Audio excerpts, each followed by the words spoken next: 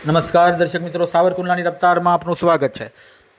રાજ્ય હવામાન ખાતાની આગાહી મુજબ સમગ્ર રાજ્યની અંદર વરસાદી માહોલ રહેશે અને અમુક વિસ્તારોની અંદર ભારે વરસાદની આગાહી કરવામાં આવી રહી છે. તેમાં અમરેલી જિલ્લાનો પણ સમાવેશ થઈ છે. અમરેલી જિલ્લાના દરિયાકાંઠે હાઈ ટાઈડની સ્થિતિ જોવા મળી રહી છે અને જાફરાબાદ બંદર પર દરિયો પોતાના રૌદ્ર સ્વરૂપમાં જોવા મળી રહ્યો છે અને ભારે તોફાન મચાવી રહ્યો છે. જાફરાબાદ, ધારબંદર, પીપાવા, કોઠલબેટ વિસ્તારમાં દરિયામાં અતિશય કરંટ જોવા મળી રહ્યો છે અને દરિયામાં મોજા ઉછળી રહ્યા છે અને વરસાદી માહોલ છે. મધ્ય દરિયાની અંદર ભારે પવન સાથે વરસાદ વરસી રહ્યા વિરમપણે અહેવાલો મળી રહ્યા છે. તેમજ તમામ માછીમારોને દરિયો ન ખેડવા માટેની સૂચના પણ વહીવટીતંત્ર દ્વારા આપવામાં આવેલ છે અને દરિયાકાંઠે વસતા લોકોને સાવચેત રહેવા અંગે પણ તંત્ર દ્વારા વારંવાર સૂચના આપવામાં આવી રહી છે.